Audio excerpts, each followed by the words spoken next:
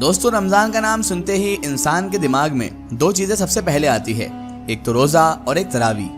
جی ہاں دوستو، تراویح کی نماز اور روزہ ہمیں رمضان کا نام سنتے ہی یاد آ جاتا ہے کہ کس طرح انسان رمضان میں 30 دن تراویح پڑھتا ہے اور 30 دن کے ہی روزے رکھتا ہے۔ دوستو جیسا کہ آپ اور ہم سبھی جانتے ہیں کہ مسلم لوگوں میں رمضان کو بڑا ہی مقدس اور بڑا ہی بابرکت مہینہ مانا جاتا ہے، کیونکہ یہ رحمت کا، برکت کا، مغفرت کا مہینہ ہوتا ہے، اور تمام مسلمان 30 دن کے روزے رکھ کر 30 دن تراویح پڑھ کر اللہ رب العزت کے سامنے دعا کے لیے ہاتھ پھیلاتے ہیں اور اپنی جھولیوں کو بھر لیتے ہیں۔ اور ناظرین محترم، رمضان شریف ایک ایسا بابرکت اور رحمتوں والا مہینہ ہے جس میں اللہ تبارک و تعالیٰ نے اپنے بندوں پر 30 روزے فرض قرار کر دیے ہیں۔ دوستوں، روزہ ایک ایسی عبادت ہے جس کا بے حد اجر و ثواب موجود ہے۔ ایک طرف دوستو جہاں رمضان شریف کے روزے ہمیں گناہوں سے پاک کرتے ہیں، گناہوں سے بچاتے ہیں، وہیں دوسری طرف ناظرین محترم روزہ رکھنے کے بہت سارے جسمانی فائدے بھی موجود ہیں جن کا کبھی عام لوگ جو روزے نہیں رکھتے وہ کبھی تصور بھی نہیں کر سکتے۔ نبی مکرم صلی اللہ تعالی علیہ وآلہ وسلم نے ارشاد فرمایا ہے کہ اگر اللہ تبارک و تعالیٰ کے بندوں کو معلوم ہوتا کہ رمضان کیا ہے تو میری امت یہ تمنا اللہ تبارک و تعالیٰ سے کرتی کہ کاش پورے سال ہی رمضان ہوتے۔ دوستوں، آپ اور ہم سب جانتے ہیں کہ اسلام ایک ایسا مکمل دین ہے کہ جس میں عبادات کے ساتھ ساتھ اس میں سائنسی فائدے بھی رہتے ہیں۔ آج ہم دوستوں آپ کو اس ویڈیو میں رمضان شریف کے روزے رکھنے سے ان فوائد کے بارے میں بتائیں گے جن سے بہت کم ہی لوگ واقف ہیں۔ جی ہاں دوستوں، روزے رکھنے کے ایسے فوائد جنہیں بہت سارے لوگ نہیں جانتے ہیں۔ دوستوں، حال ہی میں ہوئی ایک ریسرچ کے مطابق جو لوگ بھی رمضان شریف کے 30 روزوں کا اہتمام کرتے ہیں ان میں کینسر جیسی بیماری، ہارٹ اٹیک اور دماغی بیماریوں کے پیدا ہونے کے خطرات بہت ہی کم ہو جاتے ہیں۔ دوستوں، لیکن دنیا کو حیرانی اس سمے ہوئی جب جاپان کے ایک بہت ہی مشہور سائنسدان یعنی بہت ہی مشہور سائنٹسٹ یوشینوری اوشومی کو 2016 میں میڈیکل فیلڈ میں نوبل پرائز دیا گیا۔ اور دوستوں، اس سائنٹسٹ کو نوبل پرائز اسی لیے دیا گیا کیونکہ انہوں نے اس بات کا پتہ لگایا کہ کس طرح ہمارا شریر بیکار اور الگ الگ بیماریوں کو پیدا کرنے والی کوشکاؤں کو خود ہی کھا جاتا ہے، جسے انہوں نے آٹوفیگی کا نام دیا۔ دوستوں، یہ جو ڈاکٹر ہیں جاپان کے ڈاکٹر اوشینوری نے اپنی ریسرچ میں یہ صاف طور پر بتایا ہے کہ آٹوفیگی کا یہ پروسیس جو ہوتا ہے یہ جب شروع ہوتا ہے جب کوئی انسان لگاتار 12 سے 14 گھنٹے تک بھوکا رہتا ہے، یعنی 12 سے 14 گھنٹے تک کچھ بھی کھاتا پیتا نہیں ہے۔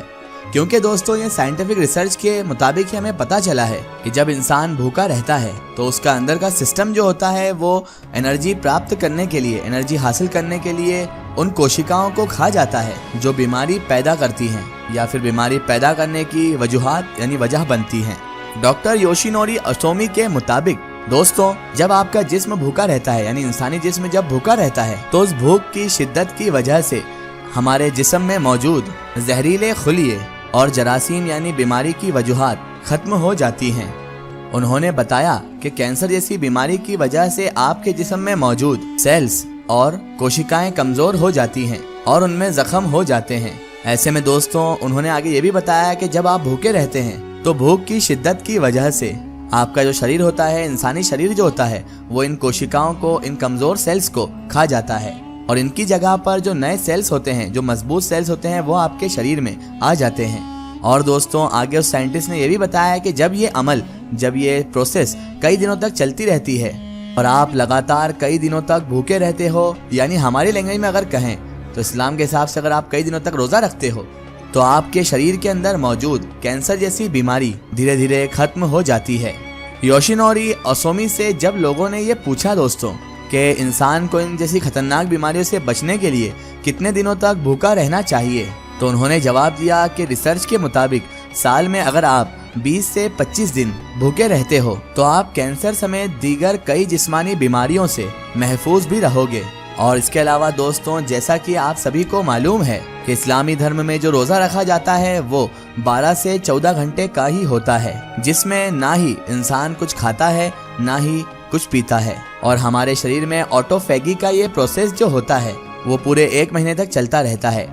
تو یوشینوری اوشومی کے مطابق جو ریسرچ کی گئی ہے اس میں 20-25 دن کا کہا گیا ہے، لیکن اللہ تبارک و تعالیٰ کا ہم لوگوں پر خاص کرم دیکھیے کہ اس نے ہمیں 30 دن کے روزے تو دیے ہیں جس میں ہمیں عبادت کر کے ثواب بھی ملتا ہے، لیکن ساتھ ہی ساتھ ایسی خطرناک جراثیم بیماریوں سے بھی اللہ تعالیٰ ہمیں محفوظ کروا دیتا ہے۔ اور دوستوں، روزہ رکھنے سے ہمارا جو آٹوفیگی پروسیس ہے وہ چالو ہو جاتا ہے، جس کی وجہ سے ہوتا یہ ہے ہمارے شریر نے سال بھر میں جتنی بھی بیماری پیدا کی ہوتی ہیں یا پھر جتنی بیماری پیدا کرنے والے سیلز ہمارے شریر میں ہوتے ہیں، ان سب کا اس رمضان شریف کے مبارک مہینے میں پوری طرح سے صفایا بھی ہو جاتا ہے۔ اور دوستوں، پھر 30 دن کے روزے رکھنے سے ہمارا پورا شریر، ہمارا پورا جسم پوری طرح سے صاف و ستھرا ہو جاتا ہے، مانو ایسے کہ جیسے ایک نیا اور صاف ستھرا شریر، تندرست شریر ہمیں مل گیا ہو، جو بیماریوں سے، جراثیموں سے پوری طرح سے صاف ہو چکا ہو، کلین ہو چکا ہو۔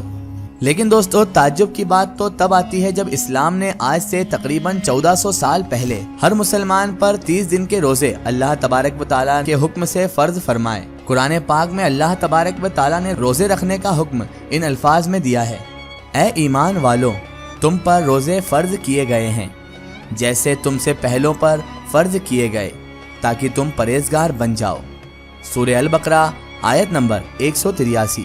اور دوستوں، اس کے بعد روزہ رکھنے کی حکمت ان الفاظوں میں بیان فرمائی گئی: اور اگر تم جانو تو روزہ رکھنا ہی تمہارے لیے زیادہ بہتر ہے۔ سورہ البقرہ آیت نمبر 184۔ اے رب العزت، اے رب العالمین، اے پروردگار مولا، آج ہمیں سمجھ آیا کہ مومن پر روزے کیوں فرض کیے گئے ہیں۔ اور ناظرین محترم، مجھے آج اس حدیث پاک کی بھی سمجھ آ گئی کہ جس میں نبی مکرم خاتم الانبیاء حضرت محمد مصطفیٰ صلی اللہ تعالیٰ علیہ وآلہ وسلم نے ارشاد فرمایا ہے کہ ہر شے کی زکوٰۃ ہوتی ہے اور جسم کی زکوٰۃ جو ہے وہ روزہ ہے۔ سبحان اللہ!